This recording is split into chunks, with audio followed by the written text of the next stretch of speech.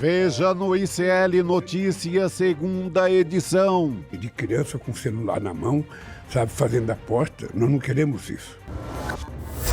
O cerco aperta ainda mais pro Jair. Encare a vida de frente. PGR aponta vínculo dos atos golpistas de 8 de janeiro com a discussão de um plano de golpe por aliados do ex-presidente. Cada um pensa no que pode fazer previamente, que todos vão se fuder. Segundo turno em São Paulo. Pesquisa Datafolha mostra queda de Nunes após apagão na cidade. Caos no Rio de Janeiro. Pelo segundo dia consecutivo, criminosos sequestram ônibus para montar barricadas. Deixaram tudo aqui embaixo, aqui, ó. Guerra sem fim. Exército israelense anuncia a morte de líder do Hamas, que planejou os ataques contra Israel em outubro de 2023. O ICL Notícias, o veículo mais confiável do Brasil, está no ar.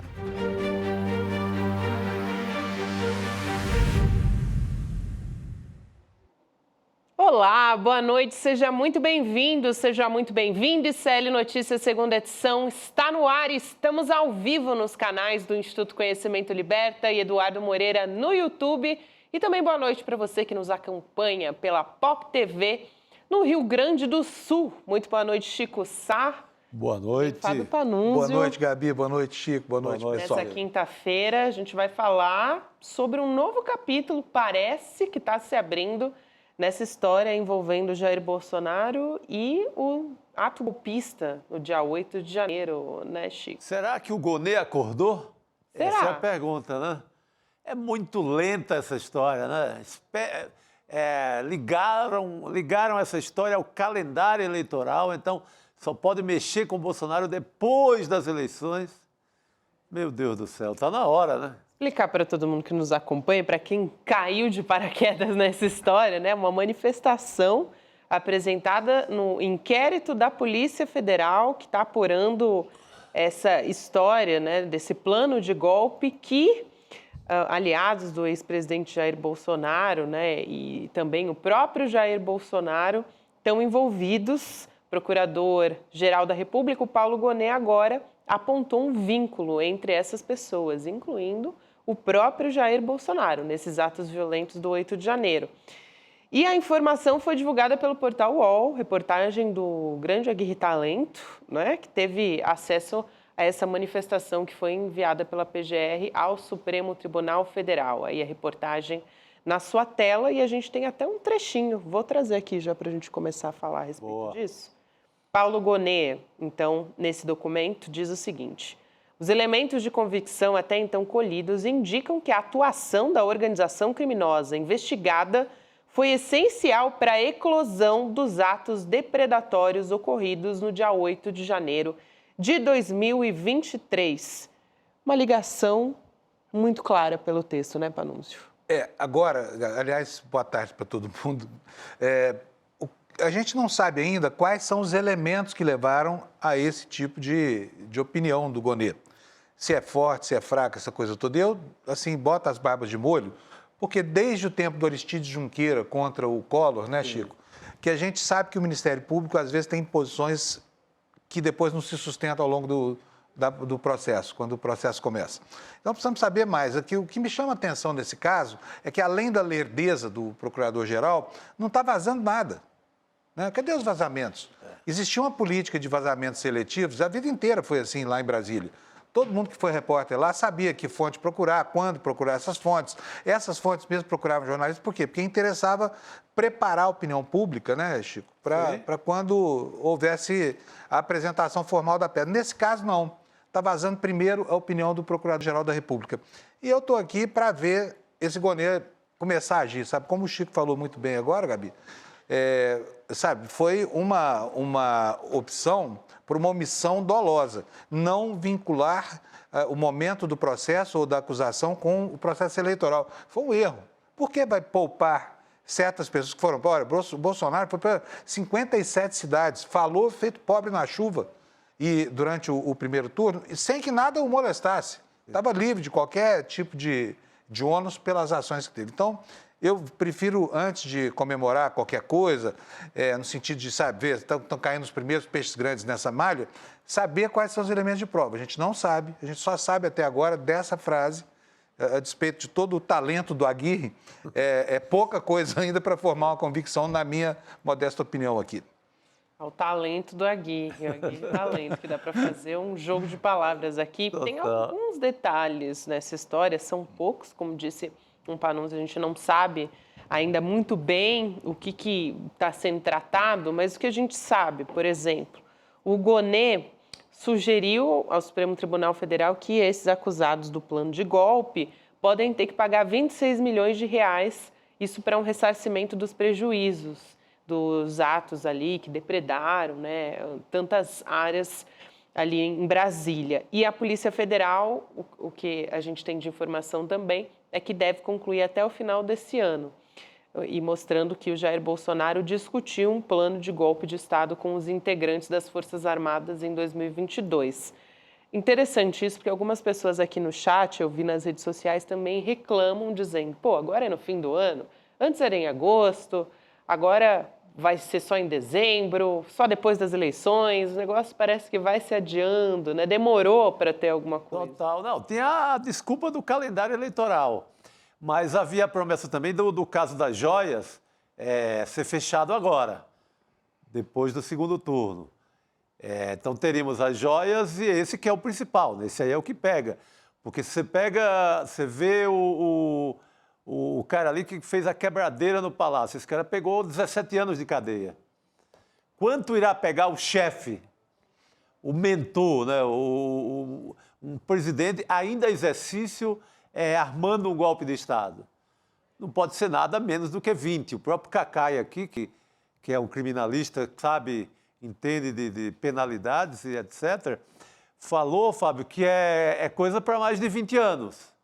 Então está na hora do país saber disso, né? Dar um desfecho para essa história. Agora, vão guardar para sempre?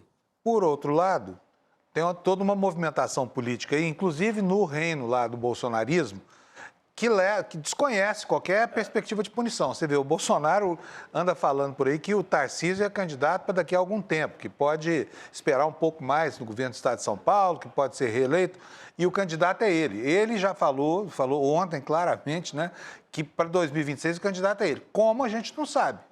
A gente não sabe, porque ele está inelegível, afinal de contas, e tem uma fila de mais, acho que são 9 processos, se eu não estou enganado aqui. Sim. Né? Então, assim, estranho esses movimentos dele, está muito à vontade, talvez contando aí com uma movimentação parlamentar no sentido de tentar anistiá-lo, né? Então, vamos ver. Por enquanto, o clima está muito confuso. Mas você vê, assim, o que a gente costuma chamar de elite brasileira já largou a mão dele. A fileira já está ali com o Tarcísio há bom tempo. Você tem o movimento, desde aquele rótulo dado pela imprensa aqui em São Paulo, do bolsonarismo moderado, dado ao Tarcísio. Você vê que a movimentação de quem tem grana, de quem manda no Brasil, é já em torno do Tarcísio de Freitas. O Bolsonaro já é carta fora da parada inteira. Mas existe esse núcleo no Congresso que ainda teima pela anistia. Mas quem manda no país não está mais com o Bolsonaro. É o que dá para fazer essa leitura, né? Parece que tem um processo muito claro de corrosão da liderança, né? Mas ele ainda é um grande ícone. Ontem mesmo ele falou lá, estava lá o presidente do PL, Valdemar da Costa Neto, dizendo que vai ser difícil convencer o Bolsonaro, mas que tem que conversar com o Centrão, e o Centrão está às turras com o Bolsonaro, né? Principalmente o PSD e o MDB. Também estão às turras aí com as alas bolsonaristas desse partido. Então, está se formando um quadro estranho aí. O fato é que parece que há uma corrosão clara dessa liderança bolsonarista. No entanto, ele ainda é uma grande força eleitoral, porque na cabeça do eleitor bolsonarista, quem manda ainda na política é o Bolsonaro. Sim, né? sim. E ele fez... Ainda tem força popular, né? E também um outro ponto a partir disso, né, que desse inquérito é que o Paulo Gonet vai decidir se vai apresentar denúncia ao Supremo Tribunal Federal.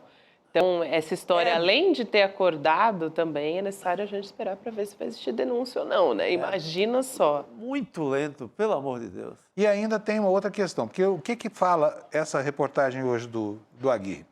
Fala que o procurador conseguiu encontrar um elo entre as articulações do golpe e o 8 de janeiro, né? Só que a gente ainda não sabe exatamente qual é a opinião do procurador sobre o golpe. Nós estamos vendo, e lá tem provas, tem a minuta que vazou, se não provas, tem indícios muito claros de que houve ali uma conspiração a partir de uma voz de comando que vinha do Palácio do Planalto e, enfim, desses próceres aí do governo Bolsonaro. Mas não sabemos o que está na cabeça do procurador-geral ainda hoje, não sabemos, né? Então, sabemos que ele estabelece o elo entre uma coisa e outra, mas o que ele pensa de uma coisa e o que ele pensa da outra? Falta apresentar a acusação. Exatamente. Tudo isso a gente vai falar a partir de agora, ouvir sobre essa avaliação da PGR, não só sobre o Bolsonaro, sobre os aliados também. Enfim, parece que é a primeira vez que a gente está falando de peixe grande envolvendo os atos do 8 de janeiro. A Juliana Dalpiva, a nossa repórter, colunista também do slnoticias.com.br e aqui nossa comentarista do SL Notícias segunda edição, vai falar com a gente, porque ela já acompanha essa história de perto faz bastante tempo. Então vamos ouvir. Ju, boa noite para você, querida, bem-vinda. Boa noite, Gabi. Boa noite, Chico, Panúzio. Boa noite para nossa comunidade do ICL. Acho que é a nossa primeira vez junto aqui, né? Com essa formação, sim. Nessa formação aqui é a primeira. Então conta pra gente, Ju, o que você apurou a respeito dessa história, né? Falando também da avaliação da PGR, a gente estava comentando sobre o quanto as pessoas já estão há bastante tempo esperando alguma notícia, algum avanço a respeito desse assunto, principalmente levando em conta esse período eleitoral, né? E aí todo mundo diz, pô, mas está demorando tanto para o Gonê se pronunciar a respeito disso por causa das eleições? Enfim, existe uma preocupação toda sobre questões políticas envolvendo uma manifestação. Vamos por partes, então. Vamos. Eu acho que a primeira questão que é importante explicar, né, é que a matéria hoje trata de uma manifestação que foi feita da PGR para o Supremo Tribunal Federal dentro de uma medida cautelar que discutia bloqueio de bens de alguns investigados. A PGR queria manter bloqueados esses bens e fez uma argumentação ao Supremo Tribunal Federal para que esses valores continuassem bloqueados para tentar ressarcir os cofres públicos em função de todo aquele quebra-quebra, a destruição que aconteceu no 8 de janeiro. Ali não está apontado, né, especificamente que provas são, né, mencionada a questão de indícios. Mas veja, gente, é uma menção dentro de uma cautelar. O que eu sei concretamente, tá? A Polícia Federal, não a PGR, que ainda não tem a conclusão do inquérito do golpe de Estado.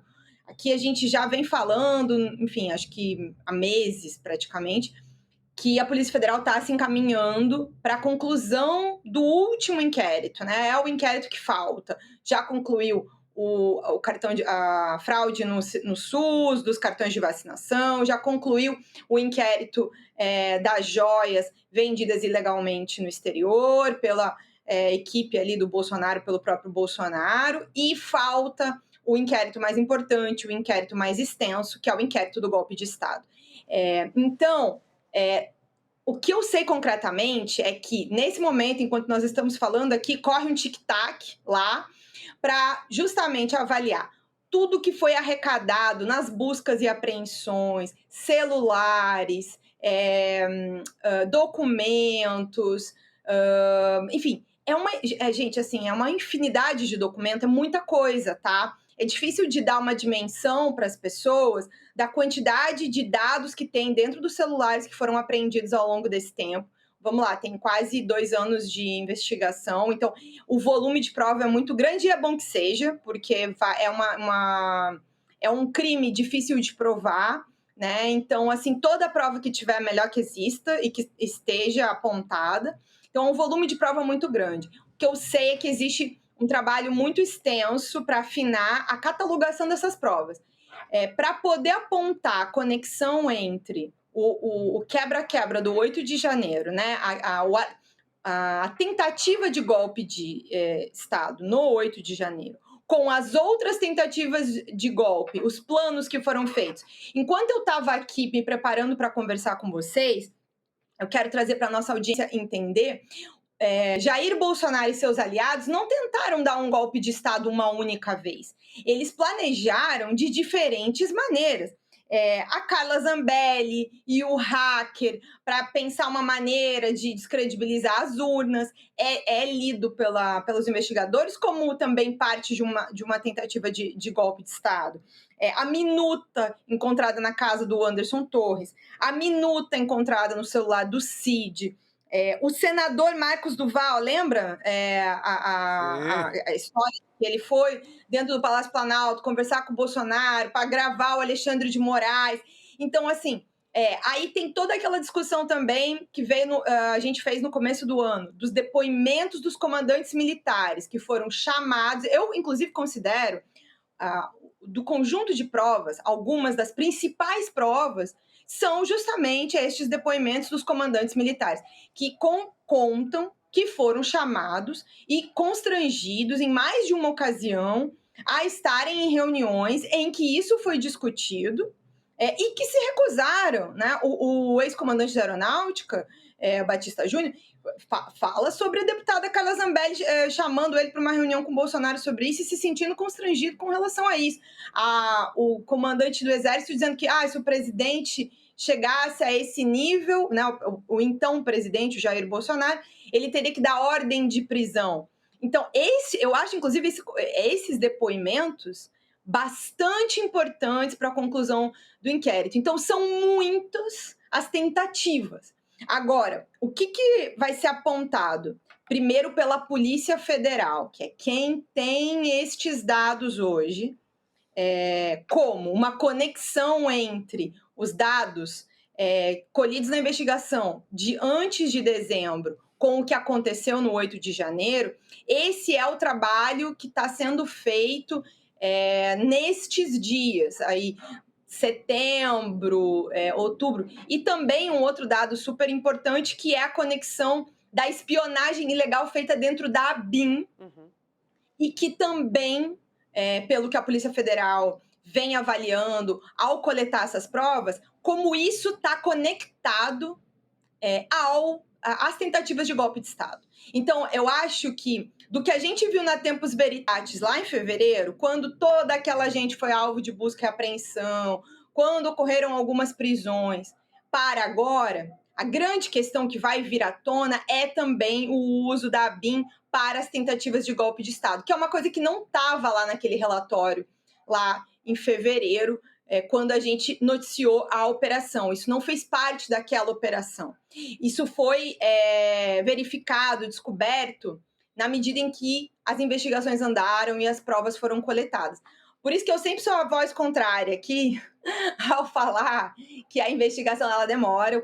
Essa parte eu concordo com vocês, mas eu também sempre sou a favor de uma investigação que leve o tempo necessário. Então, assim, não é o Gonê hoje, não é que o Gonê está demorando para concluir a denúncia para a PGR. A Polícia Federal precisa concluir o inquérito. Ele só pode oferecer denúncia depois que a Polícia Federal apresentar a conclusão do inquérito. E pelo que eu entendi também, ouvindo quem está ali nessa linha de frente, a PGR não quer terminar as denúncias, né? Não quer concluir as denúncias antes que a Polícia Federal conclua este último inquérito, porque eles querem avaliar o que está conectado destes 3 casos. Acho que o caso das joias vai caminhar em separado, numa denúncia à parte. Agora, uma coisa que todo mundo aqui pode ter certeza, vai ter denúncia. Não é só o indiciamento, tá? A Polícia Federal vai apontar uma série de indiciados, mas vai ter denúncia. A Procuradoria-Geral da República não irá deixar de denunciar esse caso. Isso vocês podem me cobrar depois. Boa, Ju. Folgo em saber. É a boa notícia. Até porque são tantos indícios e tantas provas, né, Juliano, que seria uma manobra, assim, sem chance nenhuma de sucesso, tentar abafar esse caso no âmbito da investigação criminal. Agora, eu estava... Uma das coisas que me deixam mais desconfortável com relação a essa história, porque a gente não sabe ainda qual será a conclusão do inquérito da Polícia Federal e, portanto, não há ainda uma denúncia, não conhecemos a opinião do Procurador-Geral. Mas a gente está estabelecendo uma conexão aí, quer dizer, a frase que saiu hoje estabelece uma conexão entre dois fatos que não estão consagrados ainda do ponto de vista da acusação criminal, né, Juliana? A palavra acho que está ali, que é a palavra que a gente tem que entender como uma indicação, é justamente indício, né? Eles avaliam esses indícios da conexão entre o 8 de janeiro e os planos de tentativa de golpe. Agora, Panunzio, eu diria para você que, embora, até por uma questão de investigação, né, por cumprir o rito processual corretamente, o procurador não pode falar publicamente sobre isso, tem sigilo do caso, então ele vai falar dentro dos autos, inclusive essa é a crítica mais recorrente feita no período da Lava Jato. Mas o procurador já falou nos autos, várias vezes, sobre a coleta das provas. Então, para quem leu as medidas cautelares que autorizaram, por exemplo, a Operação Tempus Veritatis, a Operação de Fevereiro, quando o Braga Neto foi alvo, e todos os outros militares, alguns dos principais auxiliares do Bolsonaro foram presos, está bastante claro como a Procuradoria-Geral da República está vendo todos esses dados. Ali, muito mais do que pedir para o Supremo Tribunal Federal uma medida, a Polícia Federal e a PGR, que estão trabalhando de maneira conjunta na investigação, apontam muito mais do que a tentativa de golpe de Estado, os núcleos que organizaram essas tentativas de golpe de Estado, categorizando já quem está em cada um, como tudo isso se deu, como planejaram, como usaram informações falsas, como quiseram criar narrativas falsas sobre o sistema eleitoral. Então, assim, eu entendo as manifestações dentro das medidas cautelares já como um grande indicativo de como a PGR está vendo todas as provas e o que ela vai fazer. Até porque, assim, depois de acompanhar muitos casos criminais, o Ministério Público, quando ele pede a medida cautelar, ele já indica, adianta um pouco das provas e de como ele vê. Se ele não está vendo prova nenhuma, ele não vai pedir uma medida cautelar grave, né? Afastamento de sigilo bancário, prisão das pessoas, né? No caso, inclusive porque aqui, até nem mencionei isso ainda, mas nós temos uma confissão, tem a delação premiada do Mauro Cid. O Mauro Cid confessou tudo isso, confessou um golpe de Estado. O pai dele não fez delação premiada, mas prestou um depoimento que reforça o próprio depoimento do Cid, para além de outras coisas que o Mauro Cid confessou também. Então, assim, só se a gente, né, reescrever aqui o Netflix. Eu sei que há pouco tempo eu vivi uma situação esdrúxula dessa, que foi cobrindo o caso do Carlos Bolsonaro, que foi depois de ver várias manifestações do Ministério Público apontando as provas, o promotor foi lá, fingiu que não tinha visto nada e não ofereceu a denúncia com o Carlos. Mas ali também teve uma série de trocas de promotor. E o promotor que ofereceu a denúncia não foi o promotor que liderou o caso na maior parte do tempo. Então, tem essa questão. Agora, também lá o juiz mandou devolver, né? O senhor, por favor, dê uma lida aqui. Ali pegou muito mal. Tá me apresentando, dá mais uma olhadinha. Então, assim, a gente está falando do Procurador-Geral da República. Ele não vai oferecer uma manifestação de medida cautelar, apresentando uma série de questões, inclusive isso, núcleos, né? Uma estrutura, porque um dos crimes, para além do crime de golpe de Estado, um outro crime que está posto lá é o crime de organização criminosa. E aí você precisa apresentar a estrutura dessa organização criminosa. E aí temos isso, um ex-presidente da República que vai ser apontado. Assim, podem me cobrar, tá? Eu vou assumir esse aqui no nosso querido SL Notícias segunda edição. Vocês me cobram depois isso aqui. tá? Vai ter indiciamento, vai ter a apresentação de uma estrutura, inclusive com pessoas no exterior. A gente já trouxe aqui, inclusive, há alguns meses, que um argentino, aquele Fernando Serimedo, que fez uma live com uma série de mentiras, ele também será indiciado. Isso aqui eu obtive com exclusividade meses atrás. Então, tem uma série de pessoas que serão apontadas. Inclusive, uma das novidades dentro deve ser Alexandre Ramagem. Estou falando deve porque eu não tenho o documento, né, gente? Mas Alexandre Ramagem será indiciado também, dentro dessa estrutura golpista. Já sabemos disso, apurando ali os detalhes desse momento da conclusão. Então, eu sei que está todo mundo assim ansioso aqui, todo mundo, eu recebo muita mensagem disso, né, das pessoas ansiosas, nervosas, querem ver... Nosso chat é o tempo inteiro, né? O fim da impunidade, Claro. né? O fim da impunidade de todas essas questões gravíssimas.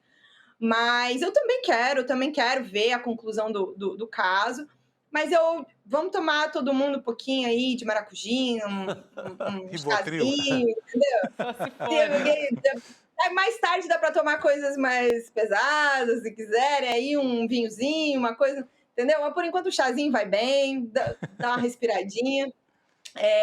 E aí vai dar, gente, sabe? Vai ter uma conclusão que eu acho que é bastante séria, sabe? Isso eu posso dizer assim, são 2 anos acompanhando o caso, eu vi muita seriedade dentro desse trabalho. Inclusive, com essa questão do vazamento, sabe? Eu também valorizo quando não vaza, sabia? Pois é, mas não tá estranho, Juliana. Jogando contra o patrimônio aqui, contra o trabalho, né? Quando não vaza, existe uma seriedade do trabalho. Tá, mas está faltando vazamento aí para nossa alegria e diversão, porque faz... Nos acostumaram muito mal, né, nos últimos 10 anos. Tudo vazava.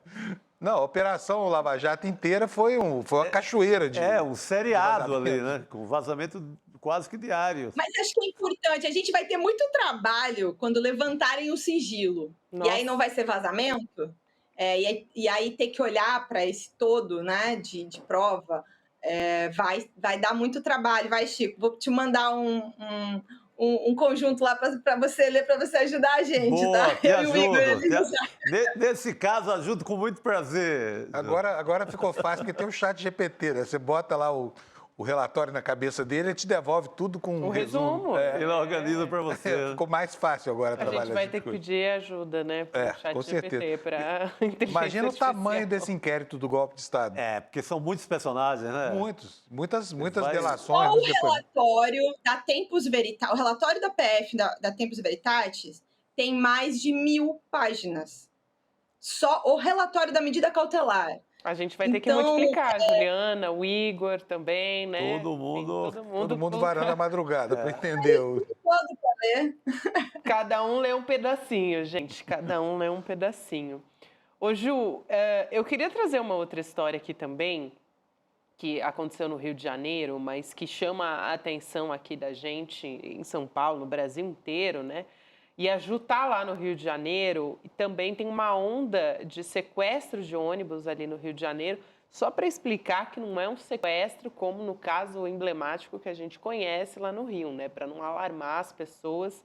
Mas a gente teve em 2 dias 14 veículos que foram tomados ali por criminosos e incendiados depois, logo na sequência, isso para montar barricada.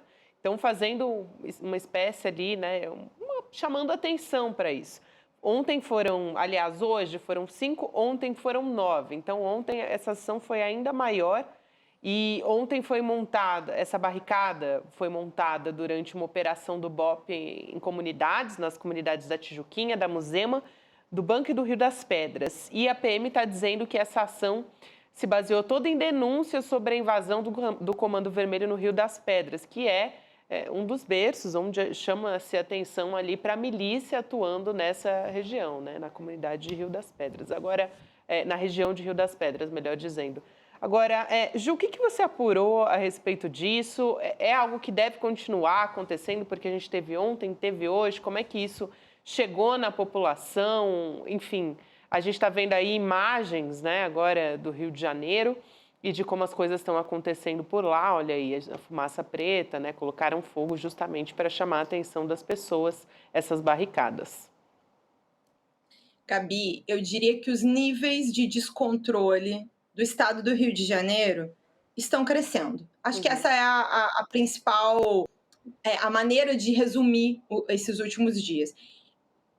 Isso está acontecendo com a questão da segurança, mas a gente, há poucos dias, e falamos aqui no ICL também, falamos sobre a situação da saúde, né? Sobre uma falta de controle nos exames de um laboratório na Baixada, que resultou na contaminação durante transplantes por pacientes que fizeram transplante com uma contaminação com HIV.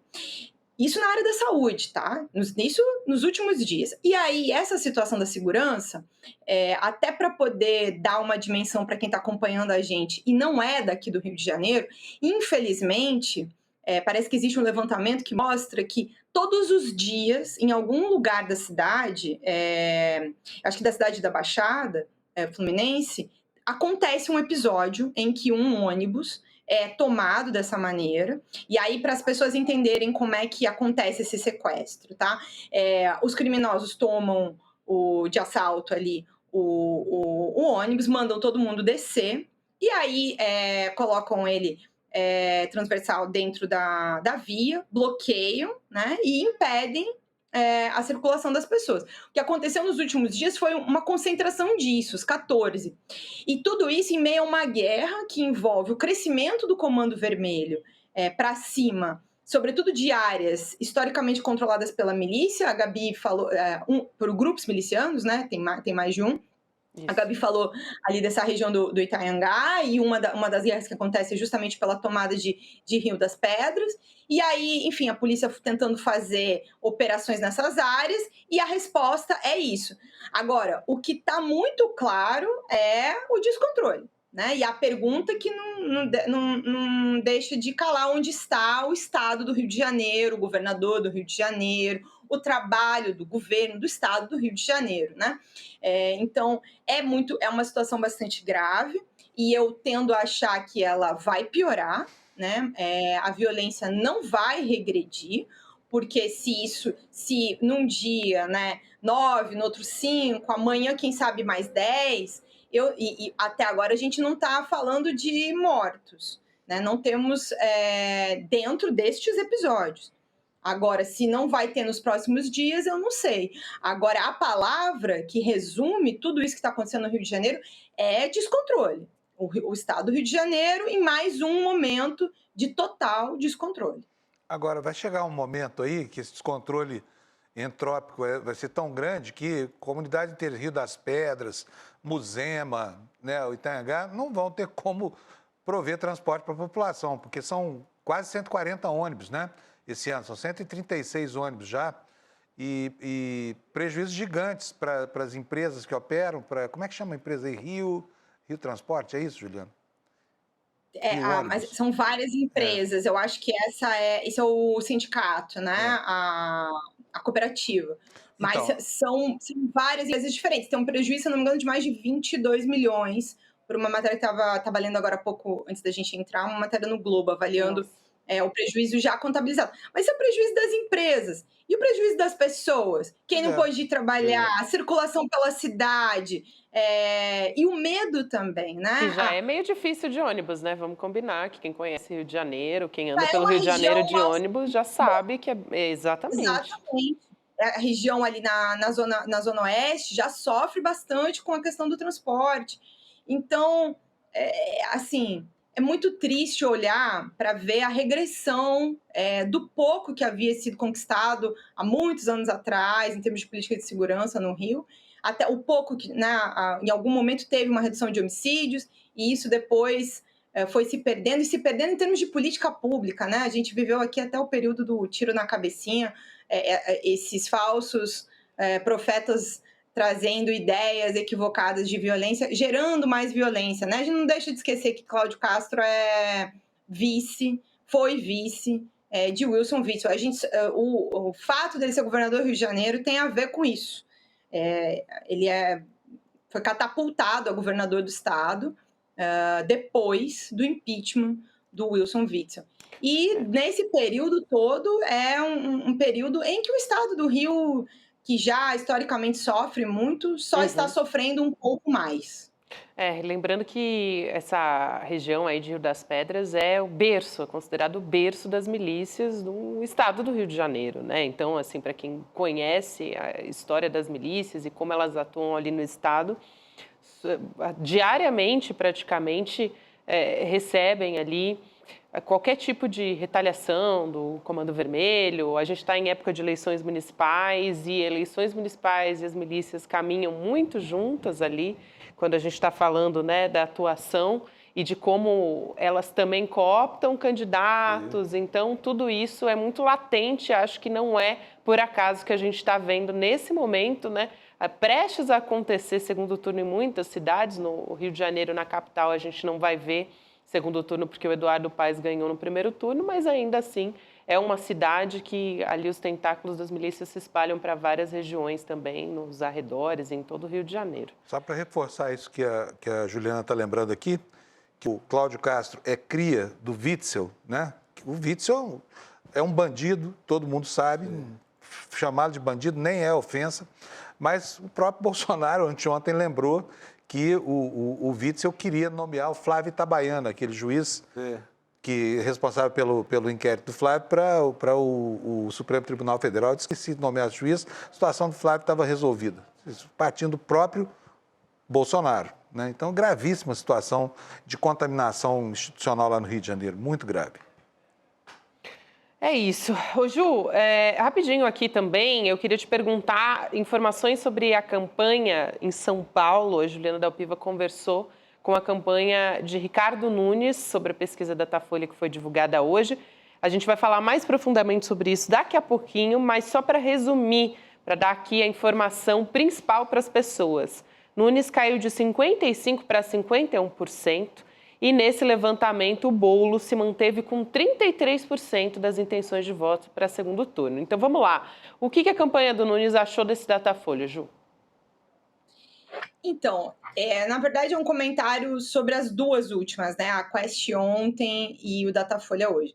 Tem uma vantagem, né, Gabi, independente da queda, né? Existe uma vantagem que é bastante difícil de imaginar que o Boulos vai ter qualquer chance de reverter isso a 10 dias, né, da eleição. Eu acho que, assim, para eles contam já como uma vitória, tanto é que estão fazendo um jogo, aquele famoso, como se a gente pegasse aqui a linguagem do futebol, tá ganhando de 3-0 e empurrando o jogo para ver quando acaba, chutando bola para fora, né, assim, enrolando, o goleiro deitado no chão, essa situação, fim de jogo, entendeu? Então, por exemplo, não vai mais em debate, não foi no debate da Folha, né, hoje, vai evitar situações de exposição. E eles avaliam que conseguiram neutralizar completamente todas as críticas direcionadas especificamente ao Ricardo Nunes e à Prefeitura com relação à situação, né, do apagão, das consequências do temporal da semana passada. Eles acreditam que nas redes sociais eles conseguiram neutralizar a ideia de que a culpa é da prefeitura e a culpa é do Tarcísio. E isto não teve um impacto. Os trackings da campanha nos últimos dias, desde o dia do temporal, mostravam ali uma queda de um ponto e no dia seguinte já subiu outro. E aí, aproveitando também os erros do adversário, aproveitando a maneira como o próprio governo federal não conseguiu, na avaliação deles, né, impor uma narrativa de que a culpa era, assim, da prefeitura, de que ele não teve competência suficiente para lidar com... perdi as contas aqui, é o quarto temporal em que São Paulo sofre, certo? Esse tipo de situação gravíssima de apagão. Então, os adversários também não conseguiram fazer a população compreender a responsabilidade da Prefeitura de São Paulo frente às consequências do temporal.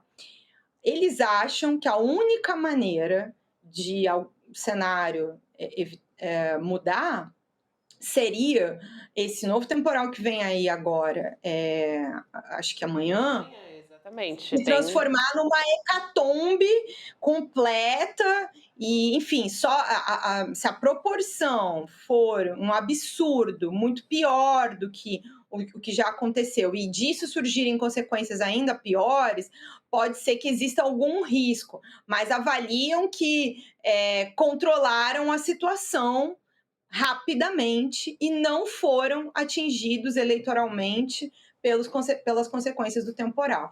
Então, essa é assim uma das leituras que eles estão fazendo. Então, assim, comemorando, inclusive dizendo que o Nunes está ganhando para o WO, porque ele quase não passou para o segundo turno, né? Foi assim um desespero. Debate agora no segundo turno, então. E passou ali raspando, né? Na situação, passou em primeiro, mas até a véspera, até as pesquisas internas da campanha do Nunes apontavam ele em terceiro lugar. Eles estavam apavorados na véspera da eleição. Então, mas eles sabiam que o risco deles era ali. E aí, indo para o segundo turno, eles já sabiam de antemão de que eles iriam apelar para as narrativas conservadoras e iriam fazer o que já se via nas pesquisas, né? Incentivar a rejeição do Boulos e deixar o negócio acontecer. E o temporal nem era uma questão, né? O temporal surgiu e as consequências vieram e eleitoralmente a campanha do Boulos não conseguiu trazer nenhum voto, né, que se irritaria com o Nunes ali, não, esse prefeito não deu conta, então vou votar no Boulos, apesar de não gostar do Boulos, ele não conseguiu transferir. É isso, a gente vai continuar falando sobre esse assunto, vou me despedir da Ju a partir de agora. Ju, obrigada por hoje, um beijo para você, querida, até semana que vem. Um beijo, queridos, até semana que vem. Até.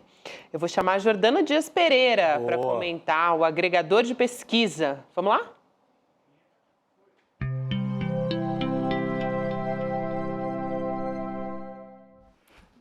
Essa vinheta tem uma sonoridade agregadora, né? Isso. Ela é suave, né? É porque a Jordana vem para agregar aqui na nossa mesa redonda, gente? entendeu? Boa noite, querida. Agora, a campanha do Nunes, assim, tudo bem, tá? Já ganhou e tal. Gente, eu já vi candidato perder eleição em cima da pinta ali, da quinta para sexta, vem o sábado, não dá mais tempo. Eu já vi Fernando Henrique Cardoso sentando na cadeira. Depois o Jânio vai lá e desinfeta a cadeira porque ganha a eleição em cima da hora. Então, esse já ganhou, é WO, a campanha do Boulos não está com nada. Eu ficaria mais esperto. Eu não acho que está nada ganho ainda. Tem jogo e jogo grande. Eu falei das intenções de voto muito rapidinho, né, do Datafolha. Então, vamos dar uma olhada nessa intenção de voto que saiu para a Prefeitura de São Paulo no segundo turno, comparando com a pesquisa anterior. Então, está aí na sua tela agora. Pesquisa anterior, Ricardo Nunes tinha 55%, agora 51%. O Boulos se manteve com 33%. E aí, brancos e nulos, foi de 10%, né? Foram esses eleitores para 14%. E não sabe de 10 para 2. Também é interessante esse movimento. Tudo isso a gente vai conversar com a Jordana a partir de agora. Mas o fato é, né, Jordana, que essa pesquisa foi feita depois desse apagão aqui em São Paulo, porque foi entre terça e ontem que esses dados foram coletados. Como a Juliana estava comentando aqui, a gente já falou também, tem uma previsão de chuva importante, não é de qualquer chuva, né? De temporal para a cidade de São Paulo e região amanhã. Então, a gente não sabe como que vai se comportar, se a gente vai ter algum tipo de consequência no sentido de ausência de energia ou se a população vai ser afetada e se isso vai ter algum tipo de consequência eleitoral também.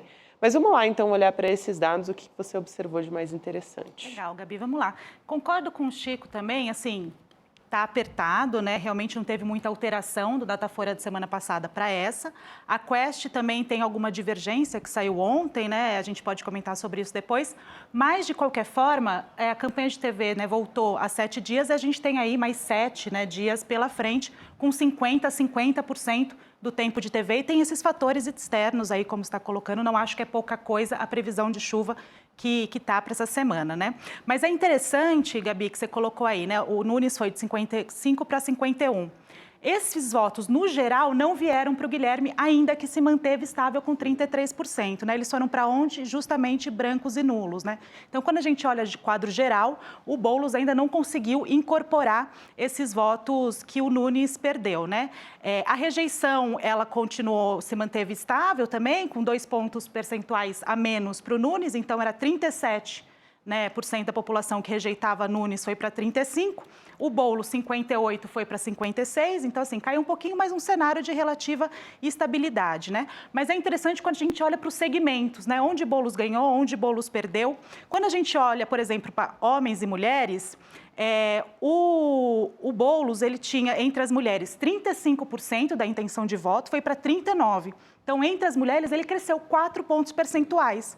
Isso também se reproduz entre os jovens, né? Os jovens, o Boulos tinha 35% da intenção de voto, foi para 43%. Então, tem um crescimento, né, aí, né, do Boulos em alguns segmentos importante, né? Os homens, ao contrário, os homens estão votando majoritariamente no Nunes, né?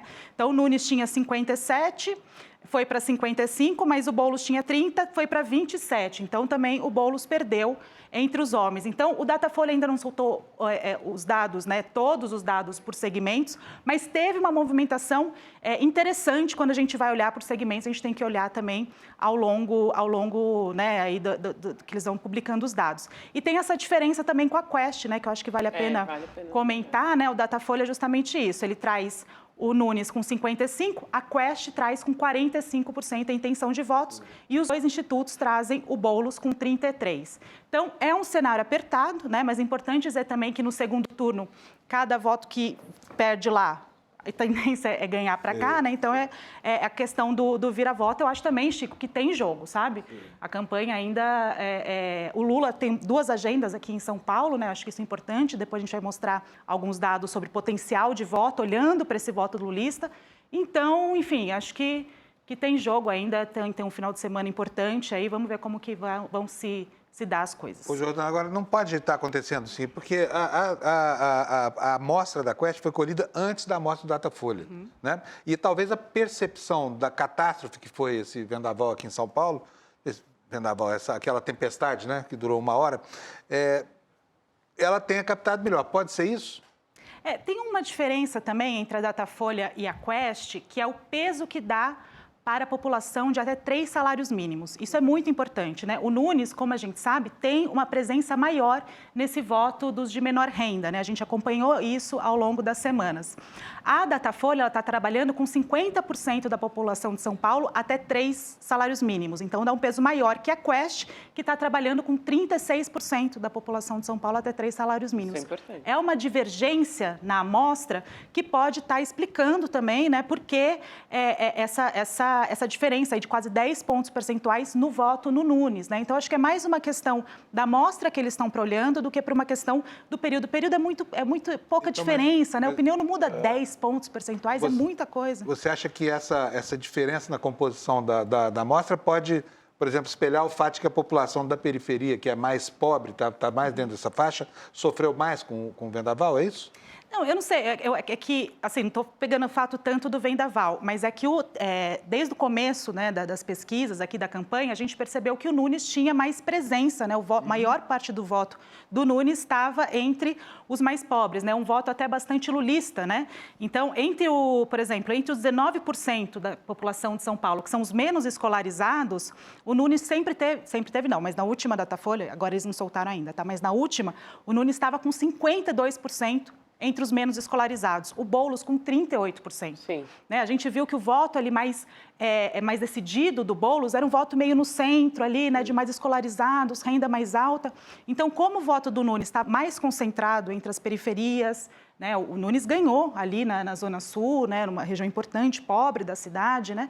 Então, como o voto do Nunes estava mais concentrado nessa parcela da população menos escolarizada, de mais baixa renda, talvez, né, uma hipótese de que, como o Datafolha dá maior peso para essa parcela da população de menor renda, essa vantagem do Nunes possa ser explicada por esse motivo. Faz muito sentido, né? Chico, tem um outro ponto que você levantou, Jordana, que é o Lula entrando na campanha também do Boulos. Tem um dado interessante desse Datafolha de hoje, né? Que é como votam os eleitores de Lula e Bolsonaro. nessa eleição. Então, o prefeito Ricardo Nunes está atraindo 83% dos eleitores do Jair Bolsonaro. É muita gente, né? E 26% dos eleitores do Lula no segundo turno. Então, ainda que não seja tão relevante, se você for pensar que é um candidato que se coloca como aliado de Jair Bolsonaro, 26% dos eleitores do presidente Lula é um quarto, é bastante coisa. É muita coisa. E o Boulos, ele tem só, assim, em comparação com o do Bolsonaro, tá? Não é pouco, ele tem 65% dos apoiadores do Lula. Mas é o candidato do presidente Lula, e Lula se colocando ali, né, como este é o meu candidato, fazendo campanha, indo para a rua de maneira firme, também pode ter alguma alteração, talvez. Só 5% de Bolsonaro. Então, Bolsonaro, quem votou em Bolsonaro não vai votar no Boulos de jeito nenhum, né? Mais ou menos o que a gente entende com essa informação. E o Boulos cresceu um pouquinho entre os eleitores de Lula, né? Era 63 e, como você falou, tá 65. E outra coisa que a gente comentou também, acho que na semana passada, Gabi e Chico, você não estava? Não, ainda não. Mas foi que o primeiro turno, o debate foi muito... vamos dizer assim, foi ofuscado, né, pela presença do Marçal, né? Então, que segurava muito a barra do Nunes, né? Encobria, ficava como um escudo do Nunes. Né? Esse vice, né, candidato a vice do Nunes, é um bolsonarista pavoroso, né? Um policial, enfim, que tem falas pavorosas sobre, né, defendendo a violência policial. A periferia de São Paulo disse não a esse projeto em 2022, né? Então, acho que se a campanha do Boulos, assim, explorar esse fato, né, e se colocar realmente como candidato do Lula, tem muita chance, assim, né? O Lula ganhou na cidade de São Paulo, né? Então, o Boulos teria que ter condição de desempenhar como próximo, né? A gente sabe que o voto não é transferível assim, mas próximo ao Lula, né? Eu acho que essa tem que ser a aposta aí da campanha, e temos aí 7, 10 dias para isso, né? 10 dias de jogo. É pouco tempo. Agora, tem um outro fator também. Eu sei que daqui a pouco a gente vai ver um quadro aqui que mostra a diferença entre o desempenho eleitoral do Lula e o desempenho eleitoral de candidatos apoiados. É muito diferente uma coisa da outra. Mostra que o Lula é uma força e talvez o PT hoje tenha uma fração só dessa força, né? E esperar, quer dizer, o Lula de 2006, o Lula que elegeu a Marta e... enfim, que exerceu uma influência grande sobre o Haddad, já não é mais, não tem aquela popularidade. Hoje o Lula tem 30 e poucos % de aprovação entre a população, a despeito de que o país está vivendo a situação virtuosa. Então, talvez isso ajude a explicar a dificuldade que está havendo para transferir esses votos, né, do Lula para o Boulos. Pode ser. Vocês querem... Vamos lá para o agregador? Vamos. Bora lá, então. A gente vai dar uma olhadinha no mapa aqui do Brasil e a Jordana vai mostrar em quais, né, a partir dos estados, né, as cidades em que candidatos de Bolsonaro estão na frente, Lula e Bolsonaro empatados. Então, a gente vai colocar aqui na tela para a Jordana poder apontar aqui para a gente. Vamos lá. Tá. Bom, relembrando um pouquinho aqui, né? Aqui, então, é o mapa das capitais, como está a disputa nas capitais. 11 capitais, foi encerrada a disputa ainda no primeiro turno, então a gente tem 15 aqui capitais, né? Então, 2 capitais aqui, né? Então, em cor roxa, né? Que é onde o candidato do Lula e do Bolsonaro estão empatados, né? Em Cuiabá, Mato Grosso, o Lúdio, e em Ceará é o Evandro Leitão versus André Fernandes, né? Nas 2 cidades, PT e PL, e nessas 2 cidades aí, nessas 2 capitais, o candidato do Lula e do Bolsonaro está em frente. Aí a gente tem 5 capitais onde os candidatos independentes estão à frente, que são essas capitais em verde aqui, né? Em verde mais escuro, nem o candidato do Lula, nem o candidato do Bolsonaro está à frente. Aí em 6 capitais, que são essas que estão em cor mais escura, são os candidatos do Bolsonaro que estão à frente, né? Eu vou destacar Rio Grande do Norte, que ainda que seja uma capital que o candidato do Bolsonaro, né, que é o Paulinho Freire, está à frente, a Natália Bonavides, ela está empenhando bem, está com uma curva ascendente. Algumas pesquisas já dão a Natália com o Paulinho empatados, né? Enfim, então acho que a gente precisa ficar de olho ali. Eu espero que na semana que vem já traga, né, alguns dias antes da eleição, já traga também. Lula esteve lá ontem. Subiu no palanque dela, né? Numa agenda importante ali, né? Então, a gente tem que ficar de olho ali. Porto Alegre, realmente, a diferença, né, entre a Maria do Rosário e o Sebastião Melo, né, tá grande.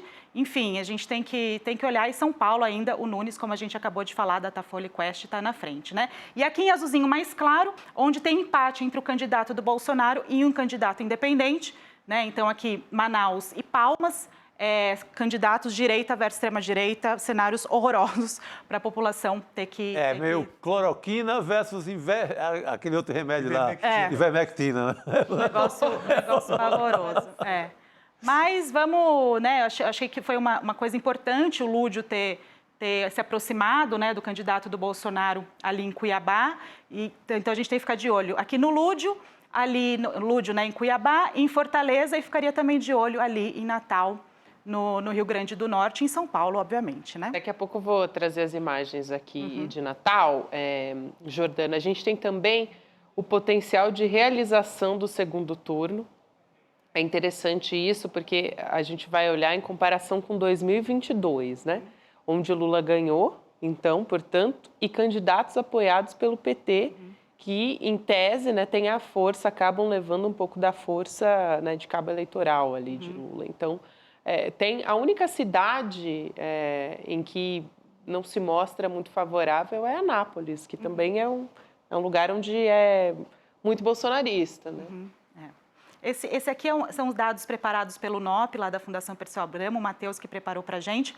E o que justamente traz? Né? Os votos do Lula em azul, né, no segundo turno de 2022 e os votos, né, do primeiro turno dos candidatos do PT e aqui em São Paulo do PSOL em 2024. Tá? E aqui porque essas 14 cidades que a gente separou, a gente pode falar só das capitais, mas são as 14 cidades que justamente das 52 que estão acontecendo no segundo turno, são as 14 que têm presença do PT, mais o PSOL em São Paulo. Também tem mais uma cidade que o PSOL tá, que é Petrópolis, que a gente não incluiu, mas enfim, a gente tem que ficar de olho nessas 14 cidades, né, que é onde pode também mudar a avaliação geral da eleição, né, porque a eleição a gente está fazendo a avaliação do primeiro turno, mas tem muitas cidades importantes aqui, né, para a gente fazer a avaliação do quadro geral, quem ganhou, Lula, Bolsonaro, enfim, a gente tem que esperar o resultado dessas eleições.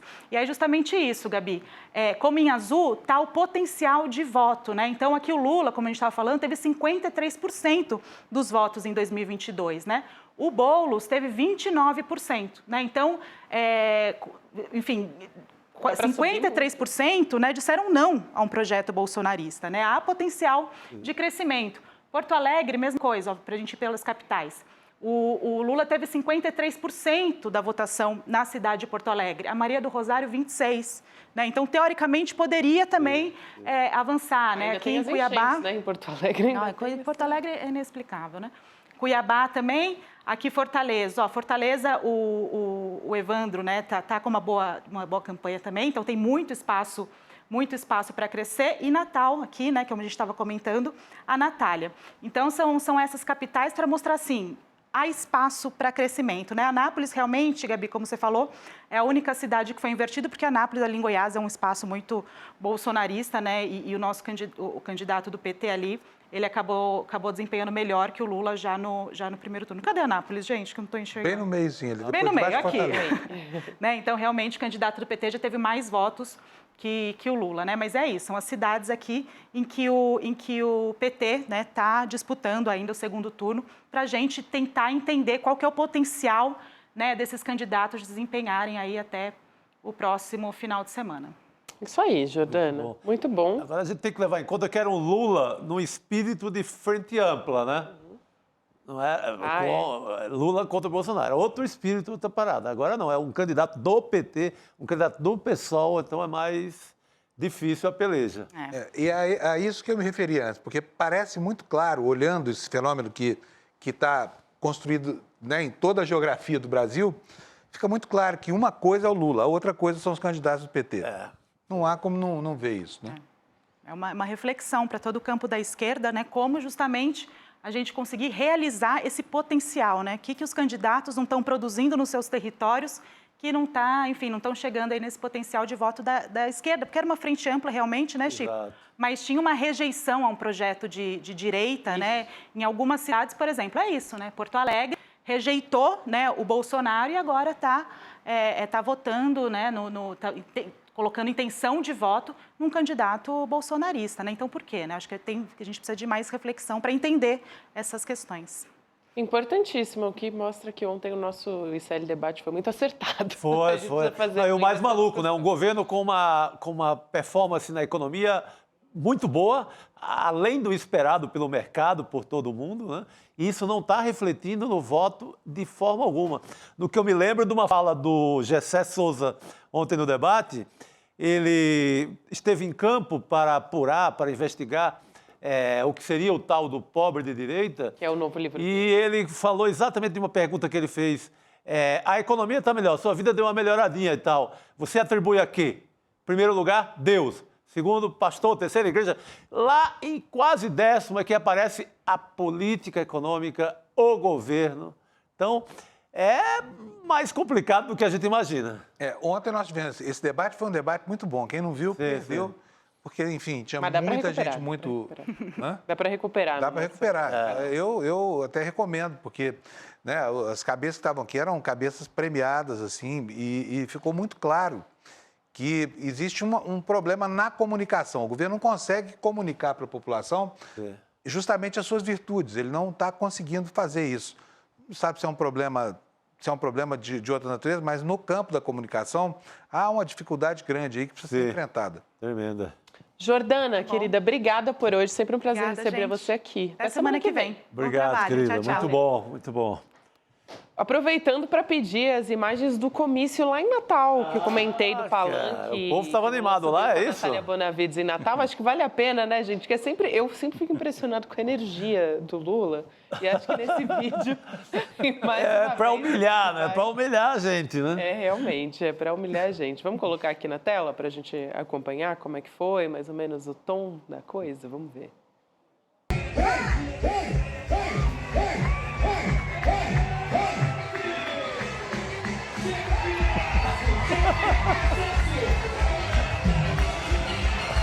Alô, você que tá na praça, você que tá na área de lazer. Tá a Fátima Bezerra ali. Me sinto completamente humilhado, viu, Lula? Com essa vitalidade, né, cara? Meu Deus do céu. Tá mandando bem ele, né? Mano, demais, cara. É ali muita energia. A Fátima Bezerra também estava ali, né, no palanque, pelo que deu para observar. Não, mas quem puxou o pula-pula aí foi, Quem foi o Lula, exatamente. É ele mesmo. Quase 80 anos de idade ele Quase tem. 80. Invejável essa disposição. É invejável. O cara se prepara, né? Tá lá todo dia nas pedaladas, na máquina, caminhando e tal. Muito bom, gente. Fiz questão aqui de puxar Inveja, pra gente Lula. ver Vou ver como se eu que chego lá. Que isso, Chico? Você tá... Imagina. Não, mas esse trote aí não dá. Aí Não, hoje já não dá, né, Chico? Não, aí não dá. Hoje já não dá nem pra mim. Tá bem, Lula. Gente, quero lembrar que hoje é um dia muito especial pra gente aqui no ICL. Tem Felipe Neto. Daqui a pouco vai ter um encontro exclusivo com o Felipe Neto, que vai contar todos os desafios da trajetória dele, e é emblemático porque ele vai falar do lançamento do livro dele, né? Como enfrentar o ódio. É um novo livro do Felipe Neto, falando sobre essa jornada, e também ele vai conversar com o Eduardo Moreira. O Edu vai fazer essa mediação com o Felipe Neto, vai ser hoje. Então, o Felipe Neto, a história não contada do maior youtuber do Brasil, começa às 8 horas da noite. É aquele tempinho que a gente costuma fazer aqui depois do ICL Notícias segunda edição, dá uma pausa ali às 7h30, a gente começa a contar no cronômetro e depois às 8 horas da noite você pode acompanhar. Então dá aquela pausa para o café, né, para dar uma respirada das notícias e volta para ter muito conteúdo. E aí não precisa nem sair do vídeo, tá, gente? Então quando a gente terminar aqui o programa, às 7h30, lá, né? só ficar aqui no link que o evento começa logo depois. Então é só deixar aberto o link. Vai ter cronômetro, como eu disse. A gente começa a partir das 7h30. É isso aí. A gente falou agora há pouco das pesquisas, né? Estava comentando com a Jordana, falou das pesquisas também em São Paulo, Datafolha e tal. Hoje o Nunes, a gente também já comentou, mas acho que não a fundo, né? Ele não foi para o debate com Boulos. Teve um debate da TV UOL, né? Da Rede TV e da TV UOL também. E ele alegou que ele tinha um encontro com o governador de São Paulo, o Tarcísio de Freitas, para falar do quê? Do apagão, né? Das chuvas em São Paulo, também que não só aconteceram, mas que estão previstas para amanhã, para o final de semana também. E aí acabou virando uma sabatina, uma entrevista com o Boulos, que Inclusive, o candidato a prefeito, o Guilherme Boulos, disse que o Nunes é um covarde, chamou de fantoche do governador. Vou ler aqui, abre aspas, então, para o Guilherme Boulos. É lamentável que ele tenha que se esconder debaixo da saia do Tarcísio, o que mostra que o meu adversário nessa campanha não é o Ricardo Nunes, ele é um fantoche que representa interesses políticos de um projeto do governador que quer que sua base, ou melhor, que quer sua base aqui na capital para usar de trampolim para deixar o governo e tentar a presidência, fecha aspas, então, durante a sabatina do UOL, da Rede TV e da Folha também. Vamos chamar Guilherme Amado para conversar com a gente Por favor. a respeito disso? Amado, boa noite para você, querido, bem-vindo. Boa noite, Gabi, boa noite, Panuzzi, boa noite, Chico, boa noite, comunidade. Boa noite. Fugiu e é uma coisa impressionante porque ele não fugia de debater com o Pablo Marçal, que o nível do debate era aquele que a gente via. E ele foge com o Boulos. Não é à toa essa fuga, né? O Boulos é muito bom de oratória. A tendência é que ele, num debate cara a cara com o Ricardo Nunes, ele se saia muito melhor, né? E com o Pablo Marçal era aquele circo, era aquela coisa horrorosa e que qualquer um ali se sobressaía em conteúdo em relação ao Pablo Marçal. É disso que o Ricardo Nunes foge. E lembrando que o Datafolha hoje mostrou uma situação um pouco mais confortável para ele, né?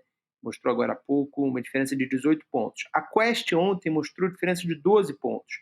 12 pontos com a margem de erro nas duas direções é potencialmente uma diferença de 6. Improvável que seja 6 só, mas potencialmente é isso.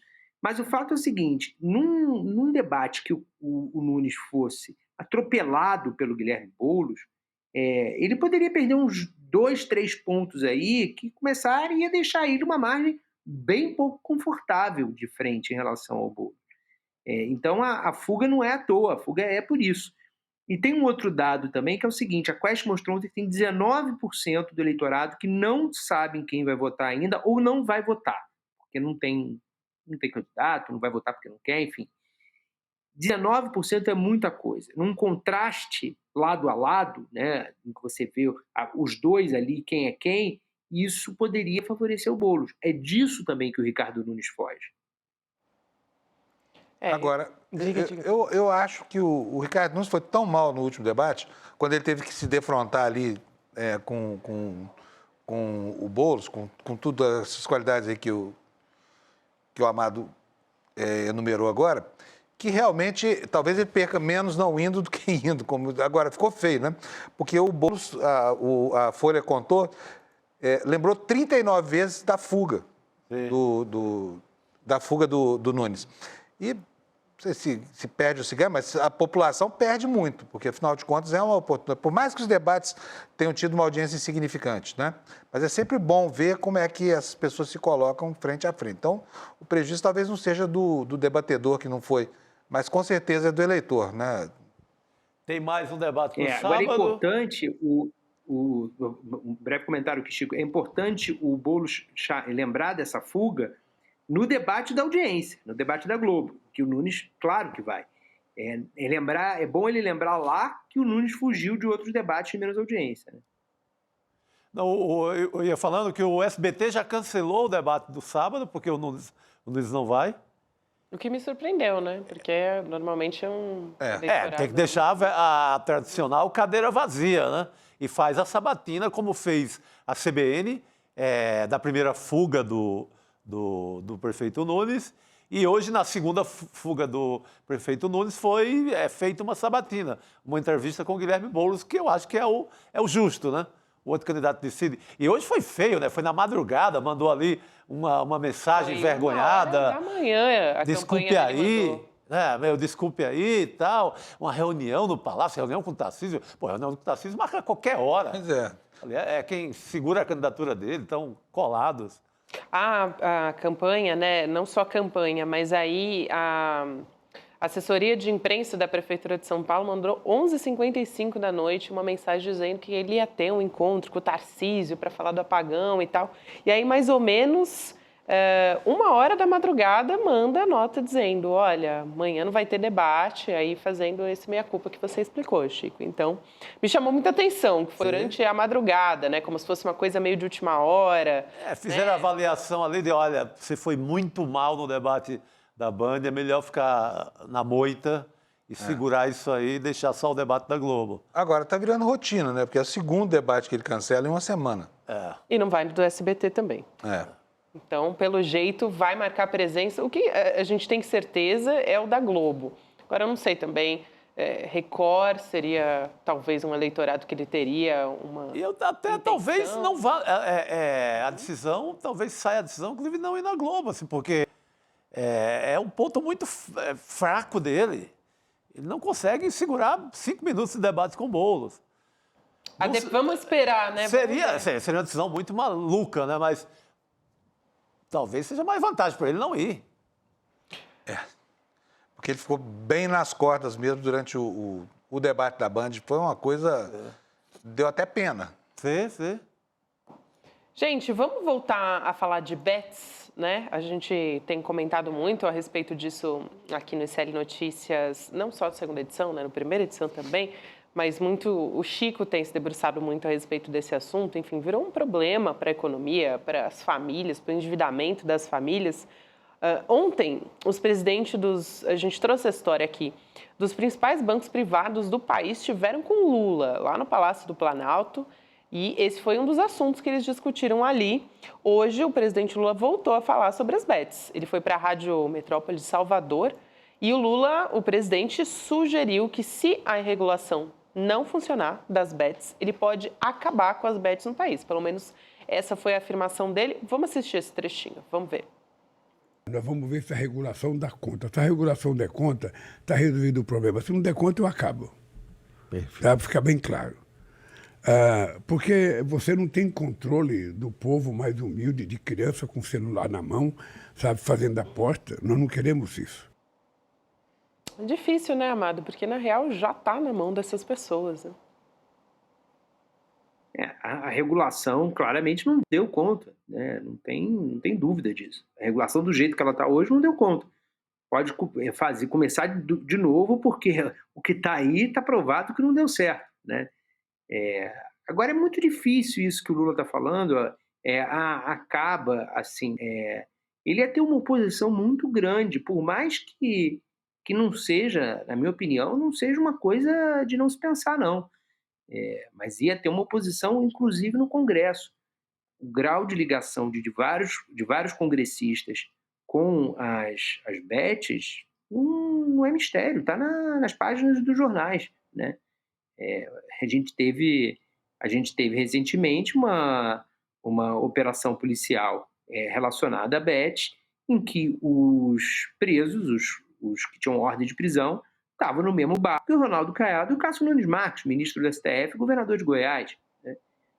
Então, assim, isso demonstra muito a ligação da classe política, não toda, mas de muita gente, com esse universo. É claro, é um universo de dinheiro, não tem novidade nenhuma nisso, né? O Lula ia ter resistência para conseguir fazer isso, mas eu acho que pode ser um caminho inevitável. Você acha? Eu queria te ouvir também, Chico, sobre isso, né? Não tem como dar certo. O que é que regular, o que é que vai indicar? É só a diferença é que o Estado, a União, vai receber a grana dos impostos, porque antes nem isso. Rolou solto do governo Temer, que botou na roda aí, liberou geral, até o final de 2023. Sem imposto, sem nada. A diferença é que o Haddad vai receber uma grana lá calculam em 3 bilhões por ano. Mas, do ponto de vista do prejuízo das famílias, regular ou não regular, não tem menor importância. O vício que vai tirar o pão da mesa da família é o mesmo. Regulado ou não. A diferença é que o governo vai pegar esse quinhão dele aí. Mas não muda nada. Não tem como dar certo isso, Gabi. E tanto faz, é regulado, é ilegal, não é ilegal. O grave é o vício, que está gigante. Os bancos estão preocupados, porque tem gente que já não está pagando o cartão de crédito, tem gente mais endividada que já chutou o balde, que não tem mais como pagar. Então, a preocupação dos bancos não é de bondade com família, não, porque banco é quem tira a casa, né, das pessoas. Banco não tem piedade nenhuma da família brasileira. É com medo de não passar a não receber mais a grana dos cartões de crédito e outras dívidas bancárias. Agora, a posição do governo, nesse caso, é lamentável, porque o governo está tímido em relação a isso por causa dos 3 bilhões de arrecadação. Não há como reconhecer isso. Porque não há como mexer nisso. Já é um desastre. O Lula já deveria ter tentado cancelar isso de alguma forma. Só para lembrar, o placar, se eu não me lembro bem, foi 290 e poucos votos, não foi isso, Amado? Na votação na Câmara, quer dizer, não foi a maioria tão impressionante assim, não. Talvez, à luz de tudo que aconteceu depois disso, agora seja mais fácil encontrar uma saída para cancelar essa chaga que se abateu sobre o Brasil. Total, acho que dá para derrubar. Amado. Tem coisas que são indefensáveis, né, gente? O negócio do Bolsa Família é indefensável, né? Porque é isso, se o banco está culpado porque o cara está atrasando o cartão de crédito, essas pessoas estão comendo menos porque estão jogando. Exatamente. Isso é muito, Perfeito. É muito importante ter colocado esse ponto final aí. Quer dizer, essa história não está muito longe de ser um ponto final. E tem muita gente ainda, Gabi, que está na cabeça, porque vê o Galvão Bueno, vê o Vinícius Júnior anunciando, acha que esse jogo, Fábio, é só o jogo do futebol. Eu apostar em Corinthians e Atlético do Paraná, que é um jogo real de hoje, daqui a pouco. Acha que é isso. Não é nada disso. Isso é 0%, 0,1%. O pesado é a roleta que está lá dentro, é o cassino, é o jogo do Tigrinho e outros assemelhados. Essa jogatina de futebol, eu acho que até poderia, como é você já sabe quanto vai ganhar, quanto vai perder, é menos desonesto. É também desonesto, mas é menos desonesto. Mas o pesado é o vício na roleta, é o vício da jogatina. Nem de propaganda de influenciador. É isso. Exatamente. As pessoas não veem que lá dentro tem um cassino que está levando nossos filhos. É exatamente isso. E agora é curioso, né? Porque o Brasil, os cassinos foram proibidos na década de 40, pelo Dutra. Sim. E até hoje ainda é um tabu, um fetiche, autorizar o funcionamento de lugares para onde as pessoas têm que ir fisicamente para jogar. E o Brasil virou um grande cassino, porque é exatamente o que você está falando. E essa jogatina é jogatina de cassino. Tem nada a ver com esporte. Nada. Não, zero. Amado, obrigada por hoje. A gente se vê em breve, querido. Valeu. Bom trabalho por aí. Obrigado a vocês, pessoal. Bom fim de programa aí. Obrigada. Até mais, querido. Boa noite. Mas é isso mesmo, viu, Chico? Tenho conversado com pessoas que têm contato, né, com essas pessoas, grandes executivos de bet e tal, e o negócio é esse, eles não querem ficar fazendo propaganda com grande influenciador, porque não precisa, porque está fazendo dinheiro com o Tigrinho. E o futebol encobre, né? Essa paixão popular, você acha que é quase uma loteca, uma inocente loteca. Nada disso, é cassino, roleta. Vamos mudar um pouco o assunto aqui, vamos falar de Oriente Médio agora, também muito importante. Hoje Israel afirmou que matou o principal líder do Hamas, o Yahya Sinwar. Ele foi arquiteto do ataque do Hamas contra Israel em outubro de 2023 e foi nessa época, foi em outubro do ano passado, que mais de 1.200 pessoas foram mortas. Foi o que desencadeou, né, o ataque de Israel em Gaza, uma nova etapa, vamos dizer assim, desse ataque, né, porque isso já acontece há muito tempo. O Hamas não confirmou a morte, só que o exército de Israel publicou uma foto do que seria o corpo do Sinwar, dessa liderança do Hamas. Então, no Twitter, o exército publicou uma mensagem breve, assim, com o nome do líder do Hamas e a palavra eliminado. A gente tem aqui o tweet, a gente vai colocar na tela. E também o exército divulgou a imagem de um drone. Aí está o tweet que eu comentei. Divulgou também a imagem de um drone no momento que o líder do Hamas foi localizado. E aí, nesse vídeo, o Sinwar atira um pedaço de madeira contra o drone. Então, eu vou pedir para a gente colocar a imagem aqui na tela, enquanto eu chamo a Heloísa Vilela para conversar com a gente a respeito dessa história, porque é mais uma etapa, né, Elo? Boa noite para você. Boa noite, Gabi. Boa noite, rapazes. Pois é, esse drone, seria legal a gente ver essa imagem para eu poder contar um pouco do que foi essa operação, porque, ao contrário do que se poderia imaginar, ela não teve nada a ver com os super serviços de inteligência, de busca, que há um ano estavam dedicados a tentar encontrar o Sinwar com a ajuda, confessa hoje, das operações dos Estados Unidos. Vamos dar uma olhada, então, no vídeo? A gente ainda não tem, Elo, a equipe está preparando para a gente? Não, então é o seguinte, então deixa eu contar para vocês o que aconteceu. Um grupo de soldados comuns, não eram soldados de forças especiais nem nada, estava dando uma batida numa região no sul de Gaza, quando viu um grupo de homens correndo. Quando eles fugiram, eles se dividiram e eles foram atrás desse prédio onde o Sinwar entrou. Eles destruíram parte do prédio e antes de entrar mandaram um drone para fazer uma vistoria geral. E foi aí que o drone viu esse homem que estava meio sentado, meio deitado assim numa poltrona, e dali onde ele estava ele pega um pedaço de pau e joga assim para ver se consegue derrubar o drone.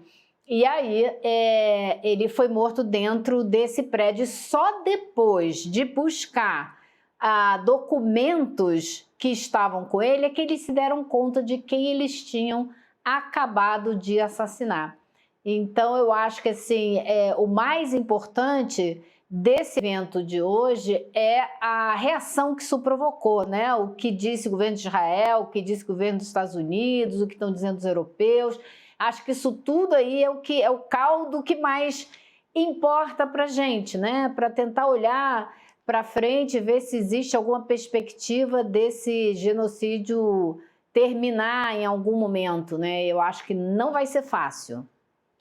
Exato. Elo, aí o vídeo que você comentou do drone. Agora sim, a gente tem as imagens. Se você quiser descrever, Elo, acho que você está mais por Então, você dentro. vê que o drone entrou no prédio. Lá no fundo, vocês veem na poltrona, ali do lado esquerdo na tela, parece um boneco, né? Mas é o Sinwar. Ele estaria ali paradinho, sem se mexer. Não sei se ele acha que sem se mexer... O drone pode ser movido quando detecta movimento, né? Então ele estava ali bem paradinho. Aí ele pega um pedaço de pau e joga contra o drone, mas fica bem longe do drone, né? A impressão que dá é que ele não estava nem conseguindo... Ele não tinha nenhum ângulo para realmente mirar no drone, né? Acho que foi uma tentativa assim meio vã de última hora. E aí a imagem termina aí, eles não vão adiante, não mostram o que aconteceu em seguida, mas o que a gente sabe é que ele foi morto aí, junto com 2 outros homens, e aí depois que ele foi morto é que se descobriu quem era, né? A importância da pessoa que tinha acabado de ser assassinada. E triste foi ouvir a candidata a presidente dos Estados Unidos, Kamala Harris, repetir uma frase horrorosa do Barack Obama, que falou isso no dia que o Osama Bin Laden foi assassinado. Ela falou hoje, num comício em Wisconsin, a justiça se fez. Até onde eu entendo justiça, quando você leva alguém para julgamento, julga, condena e aí chega uma conclusão, aí é justiça. Isso é justiciamento, né? Um pouquinho diferente. Mas, enfim, o presidente Joe Biden ligou hoje para o Benjamin Netanyahu, primeiro-ministro de Israel, para dar os parabéns pela operação e aproveitar e colocar aí uma sugestão. Ele disse, quem sabe agora está na hora da gente caminhar para o fim desse conflito. O senador Bernie Sanders foi um pouquinho mais claro e forte na sua declaração, né? Ele disse o seguinte, agora não tem mais justificativa alguma para o Netanyahu e seu governo extremista continuarem com essa guerra total contra o povo palestino. E foi além. Disse também que já não existe mais nenhuma justificativa para os Estados Unidos continuarem dando apoio a essas políticas horríveis de Benjamin Netanyahu. Só para complementar aqui, Panunzio, porque ela comentou que depois, né, lideranças ali de Israel, mais especificamente o primeiro-ministro Benjamin Netanyahu, ele fez um pronunciamento depois disso. Se deu o anúncio da morte, né, ali do assassinato da liderança do Hamas. E aí o Netanyahu disse que a guerra ainda não terminou, que essas ações militares vão continuar até a liberação de todos os reféns. São 101 pessoas, pelo que a gente tem de informação, né? Segundo Israel, foram mais de 200 sequestrados em outubro de 2023 e ele disse que a morte do Sinwar é uma oportunidade, entre aspas, uma oportunidade para que os residentes de Gaza se libertem da tirania, fecha aspas. Panunzio, você queria comentar? O que chama atenção nesse episódio todo, da maneira como aconteceu essa ação, Elô, é a vulnerabilidade desse líder importante do Hamas, né? Foi uma operação casual, enfim, essa patrulha provavelmente estava ali sem nenhuma intenção de promover essa ação. E aí, na cena do drone, é muito impressionante. Quando eu vi essa imagem hoje, eu falei, mas como é que pode? Porque parece que é uma conformação desse sujeito que fica ali na cadeira apoplética, não faz nada, além de jogar esse pedaço de madeira contra o drone. Parece que estava esperando o desfecho, que já estava considerando, né, enfim... Tinha um tanque do exército ali do lado, tinha quase que uma base de operação do exército israelense ali a meia quadra de onde ele estava. E ele, muito possivelmente, já estava ferido, porque houve uma troca de tiros antes dele entrar nesse prédio. Então, ele muito provavelmente já estava ferido e já tinha visto que o fim chegou. E assim, a vulnerabilidade, né, Panunzio, basta a gente olhar para o que é Gaza hoje, né? O escombro generalizado que é Gaza hoje, para a gente entender como que é essa vulnerabilidade. Todo mundo confinado num pequeno pedaço de terra no sul de Gaza. Então, assim, bombardeio que não acaba, obviamente, ele já não tem muito mais para onde correr, né? Uhum. Exato, Elô. E também você falou sobre os Estados Unidos, a gente está chegando nas eleições. A Câmara fez essa declaração.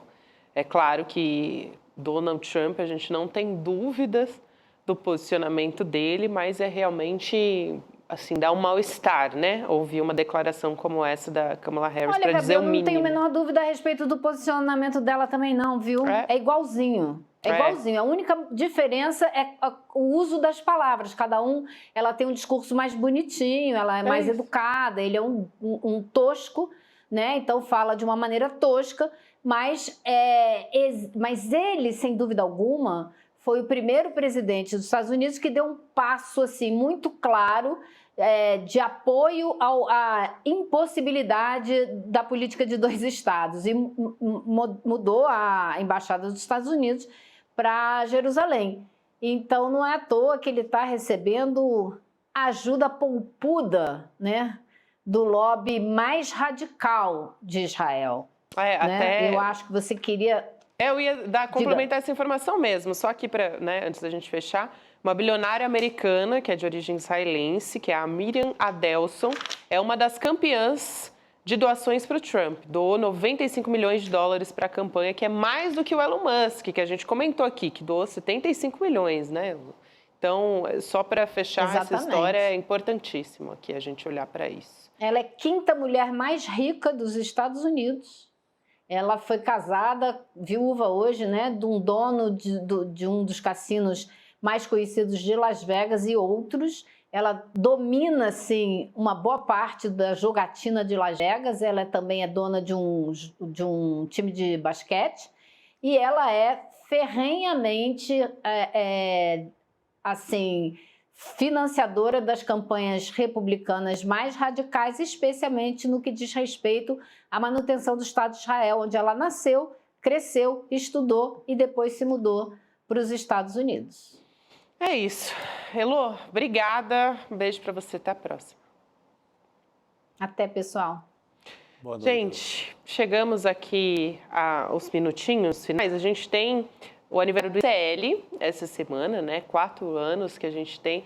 O nosso tema desses 4 anos é muita luta pela frente, justamente porque a gente realmente tem muita luta pela frente contra a ódio, contra a opressão, injustiça, fake news. A lista é longa e o nosso foco, a nossa transformação é o conhecimento. Então, a gente pede pelo seu apoio nesses 4 anos de ICL. A gente ainda tem muita coisa para realizar e a gente preparou um pacote de bônus, com novidades, com presentes que fizeram muito sucesso ao longo desses últimos anos. Então, se você se tornar um membro solidário, que é quando você tem acesso à nossa plataforma e também paga uma bolsa para alguém poder estudar junto, você ganha, se você assinar agora, né? Você ganha um livro autografado, o Travessia, do Edu Moreira, o livro Como Enfrentar o Ódio, do Felipe Neto, Também o boné de Cuba, que fica muito bem no nosso querido Chico Sá, sempre o nosso garoto propaganda aqui no CL. Também o baralho do Eduardo Marinho, nosso filósofo das ruas, e a pulseira Comunidade CL, a coragem é um ato de amor, além do certificado digital que a gente sempre oferece também. Então, acessando icln2.com.br, você fortalece a nossa luta e tem acesso a todos esses presentes, todos os nossos conteúdos exclusivos também. Agora a gente vai começar com o nosso cronômetro aqui, deu 7h30, então você acompanha a partir de agora 30 minutinhos contados no relógio para você começar a ouvir a conversa entre Felipe Neto e Eduardo Moreira. Então, obrigada, Chico Sá, Fábio Panunzi, amanhã a gente está de volta. Obrigado. Boa noite para todo mundo que nos acompanhou. E vamos ficar de olho, porque essa conversa vai ser boa e promete. Até amanhã, gente.